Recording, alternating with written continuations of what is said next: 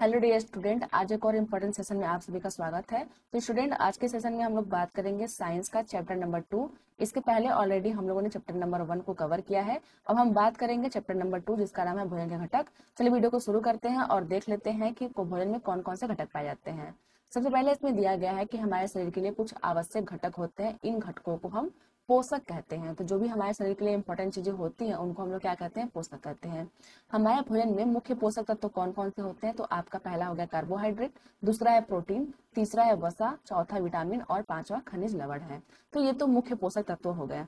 मुख्य पोषक तत्वों के अतिरिक्त भी कुछ चीजें हमें बहुत जरूरी चाहिए शरीर के लिए। वो आपका हो गया वृक्षांश और जल। देखिए, जो वृक्षांश होता है वो भी हमारे शरीर में पोषक तत्व प्रदान नहीं करता है, लेकिन काफी इंपॉर्टेंट रोल प्ले करता है, जिसको हम लोग आगे पढ़ेंगे। आगे देख लेते हैं, क्या सभी खाद्य पदार्थों में ये सभी पोषक तत्व उपलब्ध होते हैं? तो देखिए, अगर कोई एक खाद्य पदार्थ है तो ये कहना आपका जरूरी नहीं होगा कि एक खाद्य पदार्थ में सभी पोषक तत्व उपलब्ध हो। आगे है कि कुछ साधारण विधियों से हम यह जान सकते हैं कि कच्ची सामग्री या पके हुए भोजन में कौन सा या एक से अधिक पोषक तत्व उपस्थित है। अब हमें क्या करना है, जो हमारे मुख्य पोषक तत्व कार्बोहाइड्रेट, प्रोटीन और फैट है, उनका हम लोग परीक्षण देखेंगे। तो यहाँ पे हमारा है विभिन्न खाद्य पदार्थों की जांच। कार्बोहाइड्रेट कई प्रकार के होते हैं। हमारे भोजन में पाए जाने वाले मुख्य कार्बोहाइड्रेट मंड तथा शर्करा के रूप में होते हैं। तो देखिए, जो कार्बोहाइड्रेट होते हैं वो तो कई प्रकार के होते हैं, जैसे आपका मोनोसेकेराइड हो गया, डाइसेकेराइड, पॉलीसेकेराइड हो गया। लेकिन जो हमारे खाने में जो कार्बोहाइड्रेट होता है वो मुख्यतः मंड और शर्करा के रूप में होता है। तो हमें करना क्या है, हमें मंड का परीक्षण करना है, जिससे हमें पता चल पाए कि जो हमारा खाद्य पदार्थ है उसमें कार्बोहाइड्रेट है कि नहीं। तो यहाँ हम लोग मंड का परीक्षण पढ़ेंगे। परीक्षण के लिए हमें क्या करना है, सबसे पहले खाद्य सामग्री लेना है। उसमें हमें अल्प मात्रा में तनु आयोडीन का विलयन 2 से 3 बूंद डालना है। तो हमें क्या करना है, पहले हमें फूड की मात्रा लेना है, हमें फूड लेना है, भोजन लेना है, और फिर हमें क्या करना है, उसमें आयोडीन मिलाना है। आयोडीन का जो है घोल डालना है, और फिर हमें देखना है कि क्या ये कलर जो है वो आपका ब्लू या फिर ब्लैक हो रहा है। अगर वो ब्लू और ब्लैक होता है तो इसका मतलब मंड उपस्थित है, और ब्लू या ब्लैक नहीं होता है इसका मतलब मंड उपस्थित नहीं है। तो यहाँ जो बच्चे हैं वो क्या लिए हैं, आलू का एग्जाम्पल लिए हैं, और इसमें क्या कर रहे हैं, डाइल्यूट आयोडीन जो है उसका घोल डाल रहे हैं, और जो हमारा सोल्यूशन है उसका जो कलर है वो ब्लू कलर का हो गया। इसका मतलब जो आलू है उसमें मंड उपस्थित होता है। अब हम बात करेंगे, अगला परीक्षण देखते हैं किस चीज का है। तो अगला हमारा परीक्षण है प्रोटीन का। तो देखिए, जो प्रोटीन का परीक्षण होता है उसके लिए हमें क्या करना है, खाद्य पदार्थ की थोड़ी सी मात्रा लेना है। जिस खाद्य पदार्थ का हमें परीक्षण करना है, अगर वो ठोस फॉर्म में है तो उसको हम लोग क्या करेंगे, पीस करके उसका चूड़ा बना लेंगे, और उसको मसल करके उसमें 10 बूंद जल डाल के मिला देंगे। तो हमें करना क्या है, खाद्य पदार्थ लेना है और उसमें जल मिलाना है। उसके आगे हमें क्या करना है, और यहाँ पे है, अब ड्रॉपर की सहायता से परखनली में 2 बूंद कॉपर सल्फेट का विलयन तथा 10 बूंद कास्टिक सोडा का विलयन डालना है। तो हमें क्या लेना था, पहले हमें फूड लेना था। अगर वो ठोस फॉर्म में था तो हमें उसका पेस्ट बना लेना था। उसके बाद हमें 10 बूंद जो है वाटर ऐड करना था। फिर हमें क्या करना है, कॉपर सल्फेट यूज करना है। 2 बूंद हम लोग कॉपर सल्फेट डालेंगे। उसके बाद हम लोग क्या करेंगे, 10 बूंद हम लोग कास्टिक सोडा डालेंगे। कास्टिक सोडा डालते हैं हम लोग। फिर जो परिवर्तन होगा, अगर वो क्या होता है, बैगनी कलर देता है, अगर ये पेस्ट जो है वो बैगनी कलर देता है तो इसका मतलब ये है कि इसमें प्रोटीन है। तो यहाँ पे है, क्या परखनली का पदार्थ बैगनी रंग का हो गया। अगर बैगनी रंग का हो गया है तो उसका मतलब है कि जो हमारा खाद्य पदार्थ है उसमें प्रोटीन उपस्थित है। तो हमें क्या करना था, फूड लेना था, उसमें वाटर मिलाना था, कॉपर सल्फेट मिलाना था, कास्टिक सोडा मिलाना था, और हमें लाना क्या था, बैगनी कलर लाना था। इसका मतलब प्रोटीन उपस्थित है। आगे हम लोग देख लेते हैं वसा का परीक्षण कैसे करना है। तो देखिए, जो वसा परीक्षण होता है वो काफी इजी होता है। इसमें हमें क्या करना होता है कि खाद्य पदार्थ की अल्प मात्रा लेना होता है। फिर क्या करते हैं कि एक कागज के टुकड़े पर लपेट के इसको कूट देते हैं। फिर ध्यान ये रखना है कि कागज फट न जाए। अब कागज को सीधा करना है और ध्यान पूर्वक देखना है। क्या देखना है, जो कागज है उस पर तेल के धब्बे हैं कि नहीं। तो हमें क्या करना था, फूड लेना था, और फूड को क्या करना था, एक कागज पर रख करके इसको हम लोग को मोड़ करके कूट देना था, और फिर हमें देखना था जो कागज हमारा है उस पर धब्बे पड़े हैं कि नहीं। अगर कुछ धब्बे दिखाई देते हैं तो ये क्या संकेत कर रहे हैं कि जो हमारा फूड मटेरियल है उसमें क्या है, फैट है। कभी कभी क्या होता है कि जो भी हम लोग मटेरियल लेते हैं उसमें फैट के साथ साथ वाटर कंटेंट भी आता है। सपोज करते हैं हम लोगों ने एक नारियल ले लिया है, जो गीला हमारा नारियल होता है, तो उसमें क्या होता है कि फैट के साथ साथ उसमें वाटर भी होता है। तो अगर हम लोग उसको पीसेंगे तो ये जो हमारा पेज है उस पर वाटर कंटेंट भी दिखाई देते हैं। तो हमें क्या करना है कि उसको कुछ देर तक प्रकाश में सुखा देना है। उसके बाद जो वाटर होता है वो वेपर बन के उड़ जाएगा, और सिर्फ हमारा फैट जो है वो दिखाई देता है। तो जो धब्बा होता है हम लोग बोलते हैं कि फैट उपस्थित है। तो ये हमारा हो गया कार्बोहाइड्रेट, प्रोटीन और फैट का आपका परीक्षण। तो यहाँ पे यहीं पे आपका दिया गया है कैसे हम लोग परीक्षण करना है। आगे देख लेते हैं विभिन्न पोषक हमारे शरीर के लिए क्या करते हैं। जो भी पोषक तत्व होते हैं हमारे शरीर के लिए क्या करते हैं, तो देखिए जो कार्बोहाइड्रेट होता है वो हमें ऊर्जा प्रदान करता है, और जो फैट होता है वो भी ऊर्जा प्रदान करता है। बात यह आती है कि अधिक ऊर्जा कौन प्रदान करता है। जब भी अधिक की बात आती है, जो अधिक कौन प्रदान करता है, तो वो फैट प्रदान करता है। वसा जो होता है वो हमें अधिक मात्रा में ऊर्जा देता है। और अगर तुरंत की बात करें, तुरंत ऊर्जा कौन देता है, तो तुरंत जो ऊर्जा देता है वो हमें कार्बोहाइड्रेट देता है। कार्बोहाइड्रेट कार्बोहाइड्रेट हमें तुरंत एनर्जी देता है। जैसे हम लोग अगर ग्लूकोज पीते हैं तो ग्लूकोज क्या करता है, हमें तुरंत ऊर्जा प्रदान करता है। तो इस प्रकार से हम लोग कह सकते हैं कि अधिक मात्रा की बात करेंगे तो वसा का नाम लेंगे, और तुरंत की बात करेंगे तो कार्बोहाइड्रेट का नाम लेते हैं।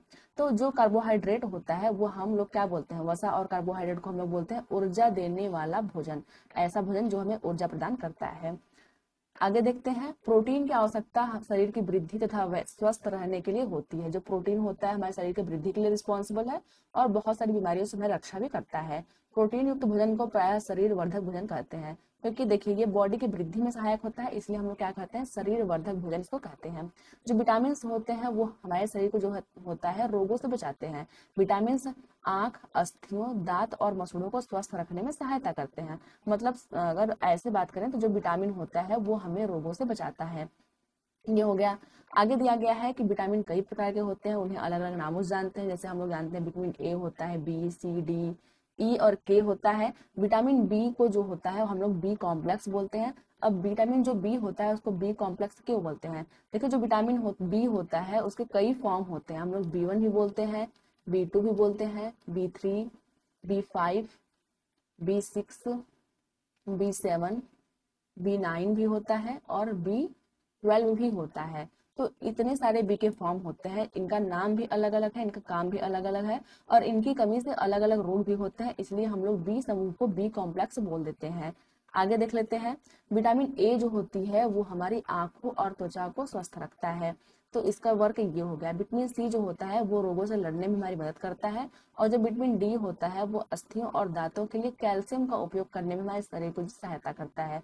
तो हम लोगों ने देखा कि जो विटामिन ए है वो क्या करता है, आंखों की रक्षा करता है और त्वचा की रक्षा करता है। विटामिन सी हमें रोगों से बचाता है, और जो विटामिन डी होती है हमारे अस्थियों और दांतों के लिए इंपॉर्टेंट होते हैं। आगे है कि इन पोषकों के अलावा हमारे शरीर को आहारी रेशों तथा जल की आवश्यकता होती है। हम लोगों ने देखा था जो हमारा मुख्य पोषक तत्व होता है वो कार्बोहाइड्रेट, प्रोटीन, फैट और मिनरल्स होते हैं। उसके अलावा भी हम लोगों ने देखा था आहारी रेशे और जल इंपॉर्टेंट थे। अब पढ़ते हैं हम लोग आहारी रेशों के बारे में। जो आहारी रेशे होते हैं वो किसे कहते हैं, तो देखिए जो आहारी रेशे होते हैं उसको हम लोग रुक्षांश भी बोलते हैं। रुक्षांश जो होता है उसका जो मुख्य स्रोत होता है वो साबुत खाद्यान्न होता है, दाल होता है, आलू, ताजे फल और सब्जियां होते हैं। इन सभी से हमें रुक्षांश प्राप्त होते हैं। देखिए रुक्षांश जो होता है वो हमें कोई भी पोषक तत्व प्रदान नहीं करता है, लेकिन हमारे फिर भी भोजन में आवश्यक घटक है। क्यों घटक है, क्योंकि ये क्या करता है, भोजन के आयतन को बढ़ा देता है और बिना पचे हुए भोजन को शरीर से बाहर निकालने में हेल्प करता है। तो ये हो गया आहारी रेशा। हम सभी जानते हैं कि पकाने से भोजन का स्वाद बढ़ता है तथा इससे पचाने में आसानी होती है। साथ साथ पकाने में कुछ पोषक तत्वों की हानि हो सकती है। यदि भोजन पकाने में अत्यधिक जल का उपयोग करते हैं हम लोग, तो उसके बाद क्या करते हैं, बाद में उसको फेंक देते हैं, जिसमें बहुत सारे प्रोटीन और खनिज लवणों की हानि हो जाती है। तो हमें क्या करना चाहिए, भोजन को अधिक पकाना नहीं चाहिए और भोजन में अधिक पानी का यूज नहीं करना चाहिए। अगर हम लोग पानी का यूज करते हैं तो उसको हम लोग अपने यूज में लाएं, उसको फेंके ना। देखिए ये इंपॉर्टेंट आपका पॉइंट हो जाता है कि पकाने से विटामिन सी जो होता है वो आसानी से नष्ट हो जाता है।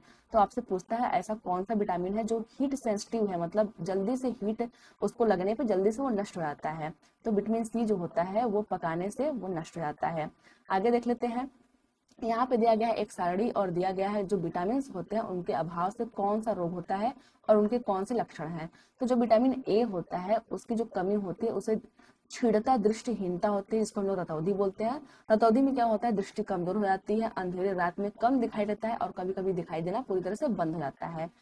दूसरा हमारा है विटामिन B1। देखिए यहाँ पे 1 दिया गया है। जैसे मैंने बताया कि जो बी होता है उसके कई कॉम्प्लेक्स होते हैं, विटामिन बी कॉम्प्लेक्स होता है, क्योंकि इसमें B1, B2, B3 कई प्रकार के विटामिन होते हैं। तो यहाँ पे दिया गया है B1 के बारे में। जो B1 होता है उससे बेरी बेरी होता है। अब बेरी बेरी रोग का जो सिम्टम्स होता है वो क्या होता है कि जो पेशियां हमारी होती है वो दुर्बल हो जाती है, काम करने में ऊर्जा की कमी महसूस में होती है। तीसरा हमारा है विटामिन सी। जो विटामिन सी होती है उसकी कमी से स्कर्वी होता है। स्कर्वी हमारे दांतों और मसूड़ों में होता है। उसके बाद जिसका लक्षण होता है वो होता है मसूड़ों से खून निकलता है। घाव भरने में अधिक समय लगता है। देखिए यहाँ पे दिया है घाव भरने में अधिक समय लगता है। तो जो डॉक्टर होते हैं वो क्या करते हैं, जब भी हमें चोट लगती है तो विटामिन सी के कैप्सूल देते हैं ताकि हमारा जो घाव है वो जल्दी से भर जाए। अगला हमारा है विटामिन डी। जो विटामिन डी होता है उसकी कमी से रिकेट्स होता है, और रिकेट्स का जो सिम्टम्स होता है कि अस्थियों का मुलायम होकर मुड़ जाना। ये अधिकतर बच्चों में होता है। बच्चों में जो अस्थियां होती है वो मुलायम होकर मुड़ जाती हैं। आगे हमारा है कैल्शियम। जो कैल्शियम होता है वो अस्थियां और दंत क्षय को कम करते हैं। अगर इसकी कमी हो जाती है तो हमारी जो कमजोर अस्थियां जो होती है वो कमजोर होती है और दंत क्षय हो जाता है, मतलब दांत टूट के गिरने लगते हैं। आगे हमारा है आयोडीन। तो देखिए जो आयोडीन होता है उसकी कमी से घेंगा होता है, और घेंगा को इंग्लिश में हम लोग गाइटर बोलते हैं। इसमें क्या होता है कि जो गर्दन की ग्रंथि होती है वो फूल जाती है और बच्चों में मानसिक विकलांगता हो जाती है। लास्ट हमारा है लोहा। देखिए जो लोहा होता है उसकी कमी से अरक्तता होता है, हम लोग एनीमिया भी बोल सकते हैं, एनीमिया। और रक्तता को हम लोग एनीमिया भी बोलते हैं। इसमें क्या होता है, हमारे शरीर से बहुत ज्यादा ब्लड का लॉस जाता है, जिससे हमें कमजोरी महसूस होती है। तो ये आपका सारणी हो गया। आगे हमारा है अभावजन्य रोग। देखिए अभावजन्य रोग का मतलब ये है कि कभी कभी हम लोग पर्याप्त भोजन तो लेते हैं लेकिन किसी एक विशेष पोषक तत्व की कमी आती है, जिसकी वजह से हमारे शरीर में कई सारे रोग उत्पन्न होते हैं। उसी को हम लोग बोलते हैं अभावजन्य रोग। तो यहाँ पे दिया गया है वे रोग जो लंबी अवधि तक पोषकों के अभाव कारण होते हैं उन्हें अभावजन्य रोग कहते हैं। तो ये आपका एक टॉपिक हो गया। आगे देख लेते हैं। देखिए यहाँ पे कुछ सोर्स दिए गए हैं। आयोडीन के सोर्स में दिया गया है पालक। जो है पालक उससे हमें आयोडीन मिलती है, अदरक से मिलता है। यहाँ पे मछली दी गई है। अगला हमारा है फास्फोरस के स्रोत। देखिए केला और दूध में सबसे अधिक फास्फोरस पाया जाता है। हमारा है कैल्शियम के स्रोत। कैल्शियम हमें दूध और अंडे से प्राप्त होता है। अगला हमारा है लौह के स्रोत। इसमें पालक हो गया, एप्पल हो गया, और मांस जो होते हैं उससे हमें लौह तत्व प्राप्त होते हैं। आगे दिया गया है हमारा शरीर भी सूर्य के प्रकाश की उपस्थिति में विटामिन डी बनाता है। इन दिनों कोई भी सूर्य के प्रकाश में नहीं रह पाता, जिससे लोगों में इसकी कमी आती है। तो जो हमारा बॉडी होता है, जब भी हम लोग सूर्य के प्रकाश में जाते हैं तो वो क्या करता है, विटामिन डी बनाता है। हमें ये भी याद रखना है। तो फ्रेंड्स ये तो थी आज की वीडियो। आज की वीडियो आपको कैसी लगी जरूर बताइएगा। मिलते हैं फिर किसी वीडियो में, तब तक के लिए धन्यवाद।